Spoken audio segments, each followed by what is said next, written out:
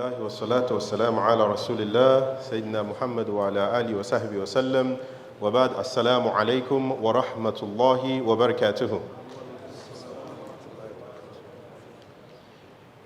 Alhamdulillah, the surah just recited, or the verses that we've just heard from the surah, the 6th chapter in the Noble Quran, Surah Al-An'am. This is a surah that not only has Habibi. This is a surah that not only has a number of lessons which Allah subhanahu wa ta'ala wants us to draw from, one of which we get at the ending part of the surah, but the surah basically describes the might, the power, and also the response that Allah subhanahu wa ta'ala puts before those who were believers and who associated partners with Allah subhanahu wa ta'ala. During the time of the Quraysh, there was a particular ritual that used to be done where they would slaughter animals and offer to beings other than Allah, seeking for help, seeking for closeness to Him, or seeking for help from those beings, not from Allah subhanahu wa ta'ala. So Allah responds to them. Allah subhanahu wa ta'ala poses numerous questions to them. Allah subhanahu wa ta'ala then clarifies to them that even the things that they think they are worshipping cannot benefit them and cannot protect them in any form. Because ultimately they will die and they will return to Allah, and their accountability will be before Him. And death is something that is upon every single one of us. Everyone will surely taste death. It is written, it is just the time it will happen is known to only Allah subhanahu wa ta'ala.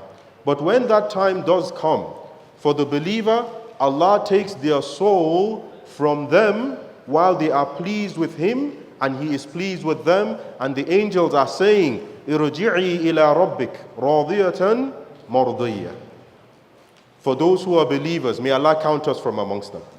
For those who are not believers, when it comes time for their souls to be taken, it is a tug of war, it is a battle, and that soul will ultimately be taken from them, but it would not come with ease or with peace.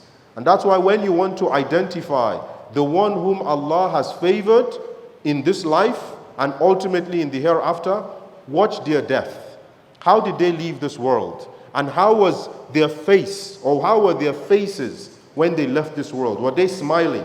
If you see the death of those, or if you see the corpses of those who are smiling, right, then this is a sign of goodness for them.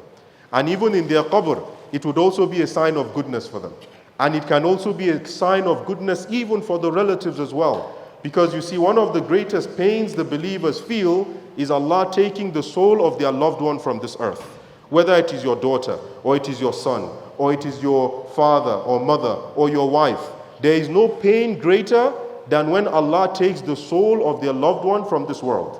Which is why in the life where they exist in, which is called the barzakh, Allah permits, in some rare cases, for some of those loved ones to go back and tell their family members, we are okay, we are fine, everything is well.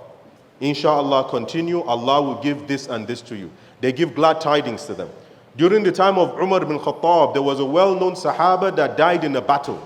This Sahabi, after his death, went back in a dream of his relative and told his relative that, look, I have so and so shield that is in so and so place. Take it, go to Amirul Mu'mineen and use it to pay my debt and ensure I am debt free. And when he woke up, that exact dream or that exact position is where he saw that, and he took it and he paid the debt on behalf of his dead uncle. This was a sign of goodness for that person. And similarly, if a person is in a bad state, that also could be permitted by Allah to explain to them, to the loved one, that look, this is my situation, do A, B, C, D, E, and Allah would remove me from this state and protect me and protect you as well. I ask that may Allah subhanahu wa ta'ala grant us all ease and understanding, and may He preserve us and protect us as well. And may He forgive our loved ones who have returned to Him, because ultimately we will join them. May Allah reunite us with them in Jannatul Firdaus al-A'la. أقول قولي هذا واستغفر الله لي ولكم والسلام عليكم ورحمة الله وبركاته.